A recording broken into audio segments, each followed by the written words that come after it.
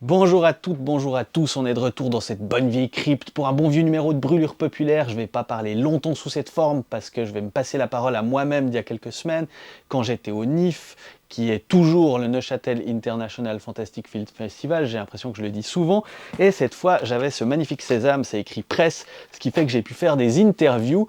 Et j'ai pas fait des interviews, mais j'en ai fait une, et c'était celle que j'avais vraiment envie de faire. Il s'agit d'une interview de Hélène Catet et Bruno Forzani, qui sont un duo de réals que j'adore. C'est les réals de Amer, L'étrange couleur des larmes de ton corps, Laisser bronzer les cadavres. Ça, c'est leurs 3 premiers films que je vous encourage à découvrir si c'est pas déjà le fait. Et là, ils venaient présenter leur tout nouveau film qui s'appelle Reflet dans un diamant mort pendant le festival de Neuchâtel. J'ai donc pu voir ce film un soir, et le lendemain, avec Hélène et Bruno, on s'est posé au premier rang d'une salle de cinéma vide. Je pouvais pas rêver meilleur décor pour faire une interview, et on a parlé de leur cinéma, de leur façon de tourner, et de tout ce qui se passe un petit peu autour de leur film, et c'était vraiment un super moment que je me réjouis de vous faire découvrir. C'est parti. Hélène et Bruno, merci beaucoup déjà de m'accorder ce temps pour vous rencontrer après votre film. Je l'ai vu hier soir, ça m'a foutu une sacrée baffe. Ah, cool. Je m'y attendais un peu parce que je suis très fan de votre cinéma. Et le premier truc que je voulais vous demander, c'est si vous deviez le décrire avec vos propres mots, comment vous y prendriez? James Bond, pop et psychédélique.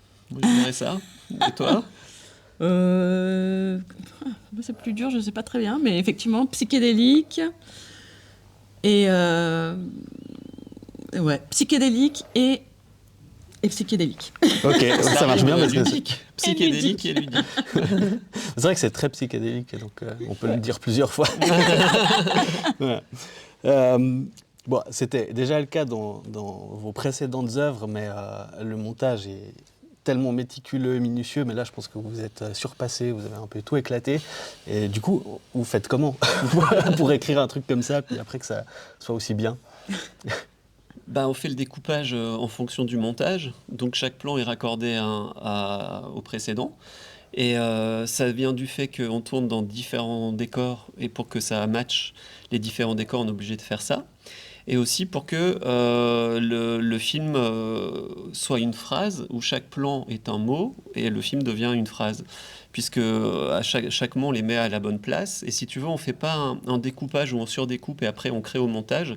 Tout est déjà pensé en amont par rapport au découpage. Donc, voilà. Ouais, parce que comme on veut vraiment essayer de créer un film sensoriel, que vraiment le spectateur se prenne vraiment le film dans le corps avant de se le prendre dans le cerveau. Et du coup, il faut vraiment bien réfléchir à comment faire passer toutes les informations, mais pas justement par des mots, par des choses didactiques, parce que là, ça irait directement dans le cerveau, mais plutôt jouer avec l'imaginaire du spectateur et avec les sensations, son intuition, et donc faire un film plus physique. Voilà. Et le montage, ça participe à ce truc physique.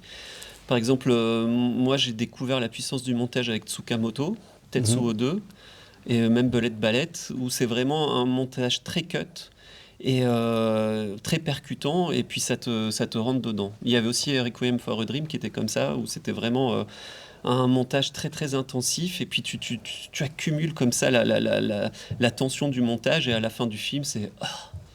Ouais, effectivement. Ouais. Alors, bon, voilà, je voulais y venir après, mais ce côté où à la fin du film, tu te dis un peu, j'ai vu quoi, dans quel sens ça va. Moi, je trouve ça hyper bien, et un truc que je me suis répété tout au long du film, c'est cette narration un peu éclatée sur plusieurs temporalités comme ça.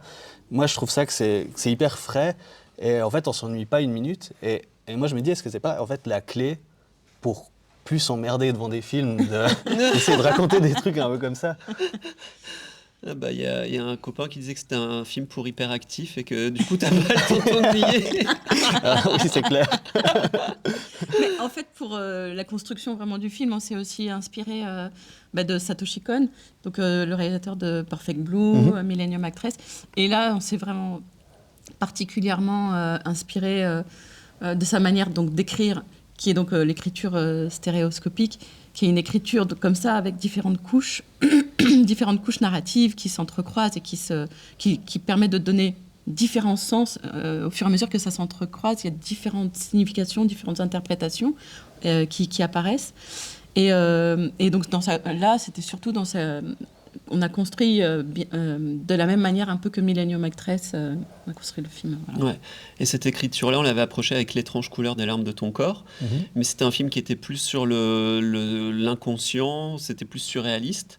Et là, cette fois-ci, on l'a vraiment travaillé de manière technique, où tu avais une histoire, tu as un squelette de base, et après, chaque élément, on a essayé de les démultiplier, que ce soit les personnages, les situations, pour qu'ils prennent différentes significations, et que ça donne ce côté un peu 3D, puisque la narration, l'écriture stéréoscopique, c'est l'écriture 3D, où d'une histoire simple, tu arrives à créer différentes grilles de lecture de cette histoire et à donner de la profondeur au fur et à mesure du récit et au fur et à mesure que tu regardes le film. Ok, ouais. Ouais, c'est vrai que au début, on peut se sentir un peu perdu dans les 15 premières minutes, puis après, les choses, elles prennent du sens comme ça. Et moi, je trouve que c'est vraiment un tour de force de maîtriser ça, parce que c'est évidemment pas du hasard.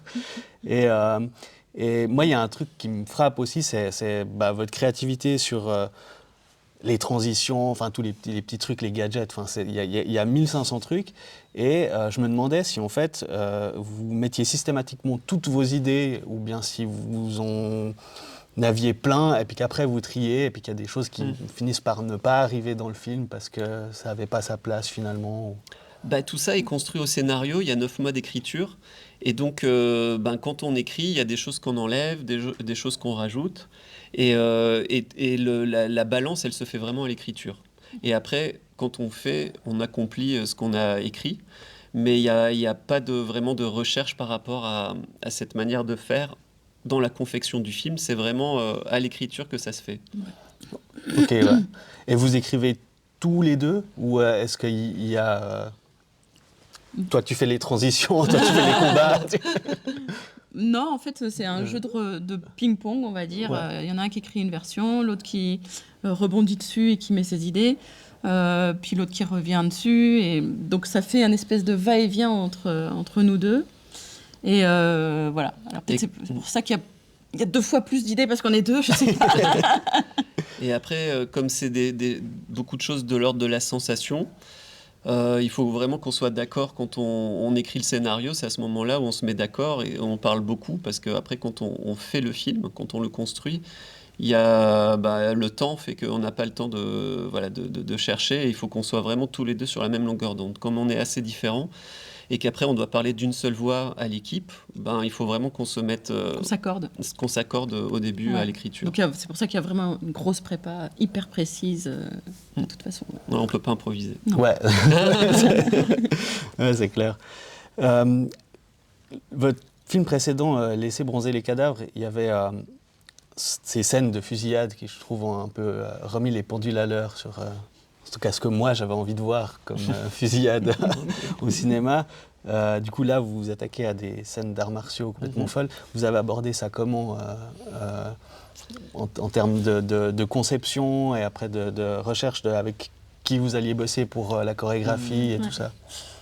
Pour les scènes, en tout cas, de bagarre, que ce soit avec le sabre ou la bagarre dans le bar, en fait, c'était la première fois, on voulait vraiment en faire depuis longtemps, et on ne savait pas très bien comment l'aborder, comment il fallait procéder.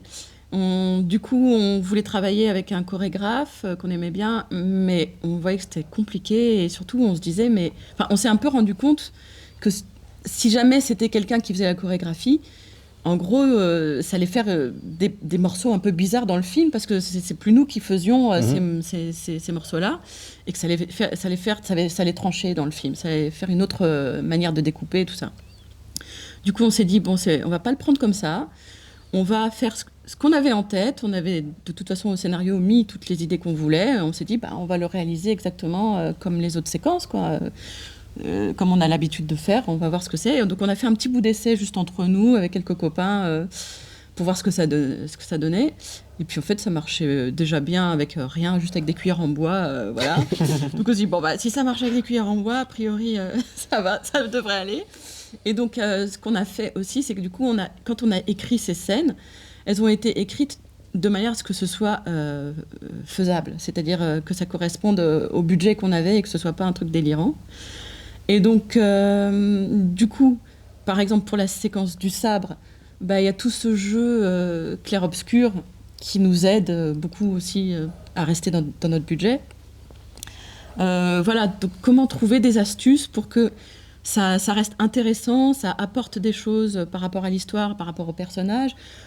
Comment tout ça amène, que ce soit créatif et que ça amène des choses, que ce soit pas des redites de ce qui a déjà été fait, mais avec pas assez de budget. Donc voilà, essayer de réfléchir dans son ensemble à comment faire quelque chose qui a quand même de la gueule avec le budget qu'on a et qui apporte quelque chose en plus et qui raconte l'histoire. Voilà. Donc finalement, c'est comme ça qu'on a travaillé. Je sais pas si c'est clair. Ouais. Je trouve ça hyper intéressant qu'en fait, vous ayez eu cette réflexion de vous dire si c'est un pur chorégraphe qui le fait, c'est pas à nous. Et je pense que c'est ce qui donne au film une identité, enfin la vôtre, quoi. Ouais. Et ça marche très bien. Je trouve qu'au fur et à mesure de votre travail, on pourrait même penser que c'est un univers commun, tellement c'est consistant, mais on voit aussi à quel point vous êtes en train de parfaire votre outil. Donc écoute, après, le truc, c'est que tu parlais de Laisser bronzer les cadavres. C'est vrai que c'était totalement différent de nos 2 premiers films. Et il y avait tout cet aspect gunfight qu'on n'avait jamais fait. Et en fait, ça nous a ouvert des portes, puisque c'était... voilà, on apprenait. Et ça nous a donné envie d'essayer encore d'autres choses. Et donc là, c'était les combats au sabre ou à main nue. Et puis pour le prochain, c'est de l'animation. Donc on veut tout le temps essayer d'apprendre de nouvelles choses et de se renouveler comme ça, parce que c'est ça qui est stimulant en fait. Voilà. Ouais, c'est clair. Et je voulais encore vous parler de Fabio Testi, parce que ça n'a pas l'air d'être un hasard que ce soit lui. Effectivement. Donc, est-ce que vous avez écrit le film en pensant à lui, ou ça s'est fait un peu en parallèle, ou c'est venu après ? On a écrit le film en pensant à lui.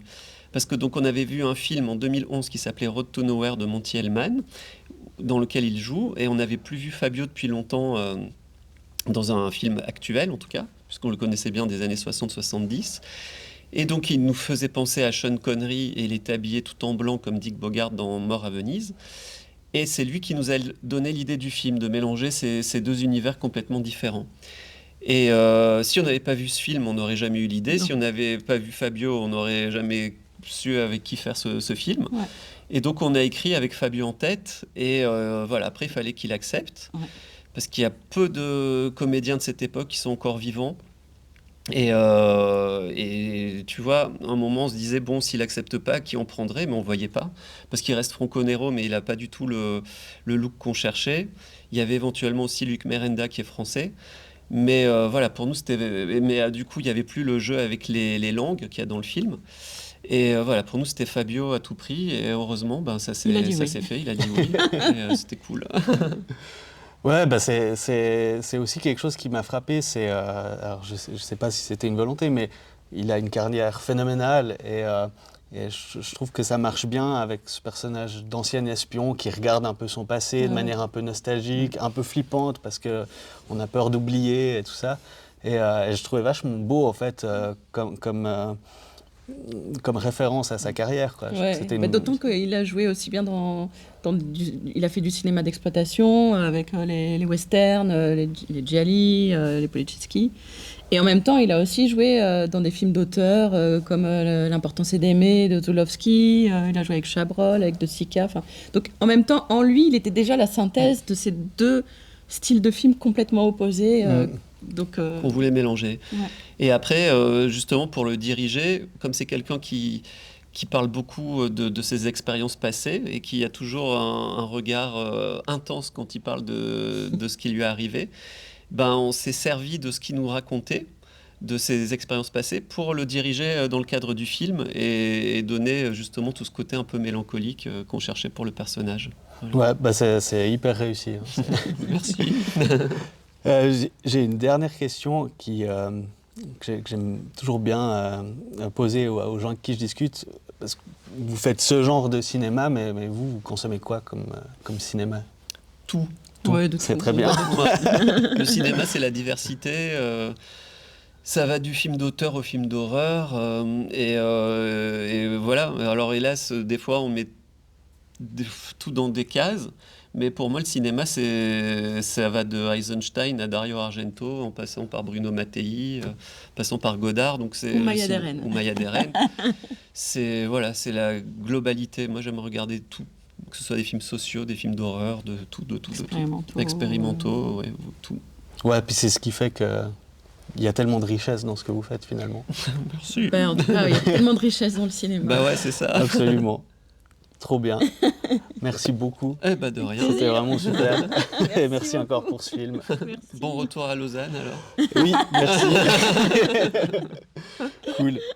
Wow, nous revoilà dans le présent et j'espère que vous avez eu autant de plaisir que moi à regarder cette interview, autant de plaisir que j'ai eu à la préparer et à la faire. Un immense merci à Hélène et Bruno pour votre temps, votre générosité.